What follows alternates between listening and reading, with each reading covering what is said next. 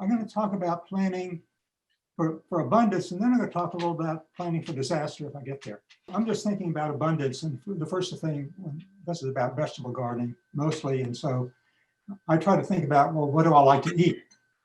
And that's the first decision point of what I grow. And then I start thinking about, well, how much do I want to grow of each? And then how much space do I have that I can grow that in? If you have a small amount of space, then it's one decision point. You may want to grow one kale plant if it's enough for a person, or one or two Swiss chard. If you have a lot of space, you may want to grow for more. And it depends whether you're going for yourself, for family and friends, for a food pantry, for a market. So we try to grow as much as we can, because our goal is to give a lot away. We looked at all the possible vegetables we can grow within the season. We choose the ones we can grow. A lot of that has to do with which are the most productive.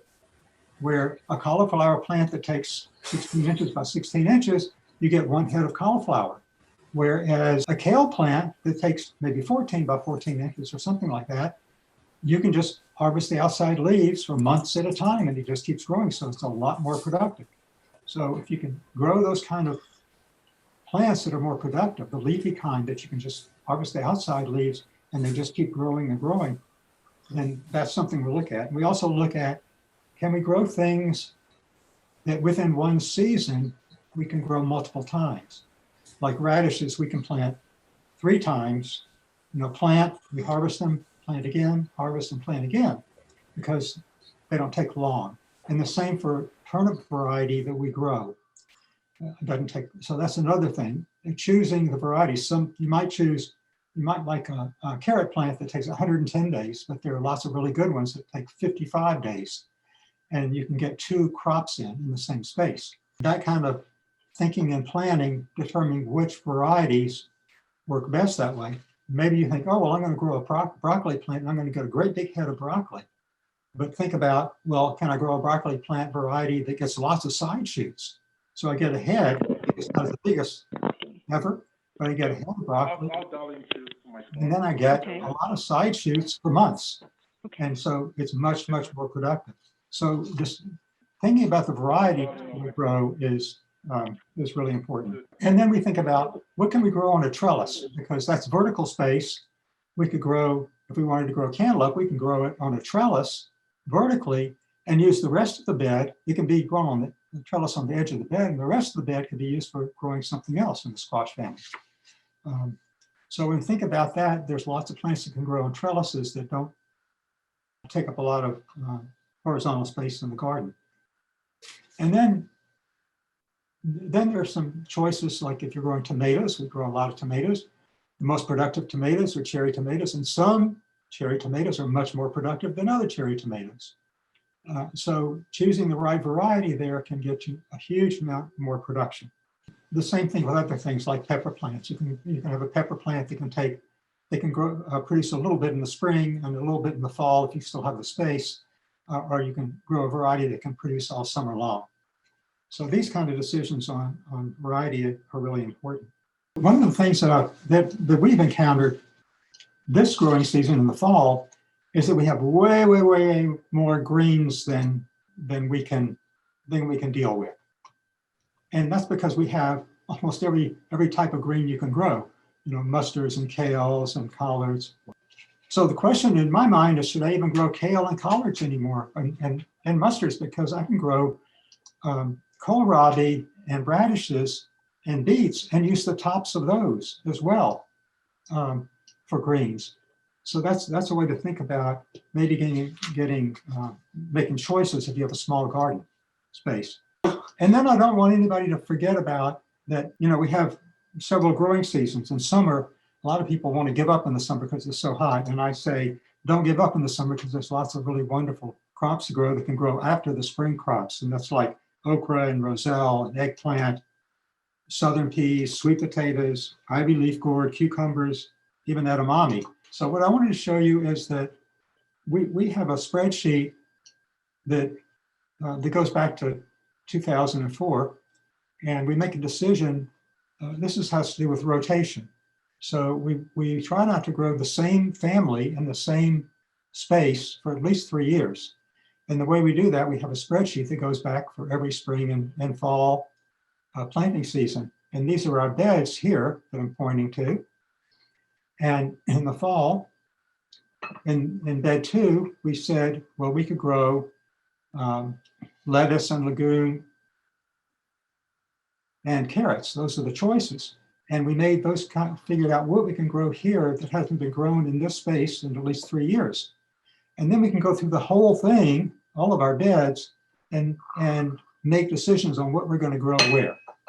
A lot of that has to do with what is planted before it and the season before, and what will be finished at the right time to plant these plants. And that's what we're doing in the spring here. What's in red is what we're actually deciding to grow in these beds. I think Bob will show you something. Will say, this is when you can start planting, and this is when this crop will finish. And that gives you another perspective on how to make decisions on what follows what. I don't want to touch on planning for disaster, because we just had a disaster. But there are all kinds of disasters. There's freezes, there's loss of water, insect predation, inability to take care of our garden. We go on vacation, not this year, not with COVID, but we go on vacation sometimes for a month or 6 weeks. So who takes care of the garden? Backup. In permaculture, it's all about backup. And so we have 5 people who we know like to help us in the garden and are eager to help us. So we can split up the work between those people. Even if you don't take long vacations, you at least have some people lined up in case you can't take care of your stuff for whatever reason, like a broken leg or something. There may be a freezes, so planning for disaster would be have row covers and walls of water ready, have blankets ready, things like that. If there's a loss of the season's crop, we're in pretty good shape, because since we grow so much, we grow a lot of stuff to preserve. So we water bath can pickles and squash and green beans and long beans and salsa, and we dehydrate tomatoes and peppers and herbs and figs and jujubes, and we freeze different fruits and kale, persimmons, figs, and kale and collard and chard and green beans and squash. We freeze all the edamames and cream peas. So, and then we ferment sauerkraut for a whole year. We've already done that for this year. So even if we have a big failure and we don't, of loss of crops, we have a lot stored for that.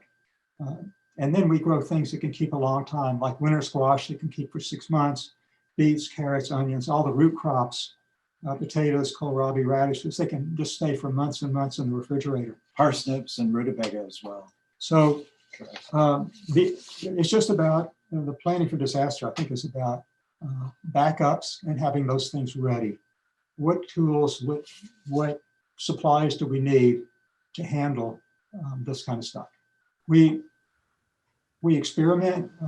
We grow lots of varieties of things. Last year we grew 23 tomato varieties. We evaluated those. We grew 11 of those this year, because those were the best. And so we keep track of that. So we have I'll call a seed list spreadsheet that tracks all of this, all the best varieties that we've experienced growing. Yeah, I think that would be a wonderful thing if you're willing to share that resource. I think a lot of people would be interested in that. And I know that different people's gardens are different, but I always ask everybody, so what is your favorite church tomato? What is your favorite? Because I get different recommendations to try. So this is a spreadsheet. You can see just some varieties here, all the things that we've grown or grow. And these are the varieties that, whatever we try, and we try new things, we put it on this sheet. The numbers is how many seeds we have left of it. But these are the varieties we think are the best for us in our situation where we are. The most productive, the least disease, and the size that we want. And so we just keep track of it this way, so we can easily look at what we want to grow and what we have on hand. Basically, I do some of this in growing organic vegetables. So I'm going to be a mix of what it is. I think you can use generally, plus how I use this myself, basically, but we're one example. And the basic thing is that what plants do depends on temperature. And temperatures this last week in our yard bottomed out at 15 degrees. In Conroe, it bottomed out at 1. And in Galveston Island, it bottomed out at 21. So there's a huge difference between 21 and 15 and 1. And Dallas had the negative temperatures for the first time since the 1890s. And so this is a very unusual cold event, but these zones have to do with planting times. It just changes what zones you're in and therefore what vegetables to plant. But if you're trying to plan for a year-round situation, you need to get your timing right for when you plant where you are. And I mean, Shelley lives around North Loop, as I remember, and North Loop is closer to Intercontinental in terms of their zones than they are to Hobby, which is where my zone is. So we actually don't have quite the same planting schedule. It's pretty close, though. It's not that different. But my point basically is that you have to get this right if you want to have abundance. This is a kind of master planting list for different fall vegetables, A through C, and it goes into February. And these are based on typical time, typical temperatures for that thing, which is not this last week. This last week was coldest, at least, it's the coldest February day since 1951 in central Houston. So you don't plan on something like that, but I'm just pointing out, though, that this is what you do plan on. And you can see that when you plant, say, garden arugula could do that, it's going to change based on time. Like you wouldn't want to plant that in Cold Spring or somewhere like that in November, because it's just going to not grow and it may die. Second thing to say is you need to plan for a year ahead. And if you don't like planning because plans have not worked out when people have imposed plans on you, you won't get as much as if you do plan. That's what Ray was showing and Gary. And the planning is really important, because when you decide to plant something like tomatoes, like Nancy was planting our tomato transplants today, you're also planning to have that occupied through about June. So you're also planning not to use that space for anything else, is what I'm saying. So if you want to plant something in May, it isn't going to be where the tomatoes are. Another thing to say is that if you're over 100 square feet, which is 5 by 20 feet, you really need to do a rotation plan. And so that's a key question. And where are you going to put stuff, and when is it going to come out, and when is it going to harvest, all that sort of stuff. Now, this is a very simple kind of diagram I did years ago for a newspaper article of basically what a rotation might look like. And it's got the months in there. And you could do something like this fairly easily. You don't need a whole lot of knowledge to do that. But I'm just saying that's one example. This is a more general sort of answer. This one at the top there is closer to what Nancy and I do. And the one down at the bottom is a 4-bed rotation. And if you were a farmer, this could be 4 different fields. So, I mean, there's nothing that says it's got to be small. It could be big. So question is, how much space do you have? And that's a question of calculating this out with fairly simple geometry. And I'm not going to get into calculating this stuff, but it would be useful to know how many square feet you have. And this is just some examples of how you calculate this. And I can make this file available on the Mighty Network. I would recommend equal sized beds. It makes rotation much easier if they're the same number of square feet. And it'd be useful to have names other than just simply numbers. But if you like numbers, you could say the number 3 bed, but you could also name it in some way or another, which is, I think we did. Yeah, we did that in the top diagram there. This is based on certain obvious feature of that. So you set up a rotation diagram, and then the question of how do you group things, and I would say one of the big things to do is put plants that will harvest together in one place if possible. So all the tomatoes in one place, if that'll work, because then they come out, you've got a space to plant something else. Where if you really had a lot of trouble with tomatoes growing, then you could put them all over the place and you'd have little pieces come out at the same time, but they're really spread out. So anyway, I like that. And then moving them season to season or year to year gets rid of crawling pest insects and plant-specific diseases in many of them. Some of them will fly to the next bed or something, but most of them don't. And it balances nutrients and so on. But the key thing about this too is this: you need to figure out what are your high priority crops. That's a big deal.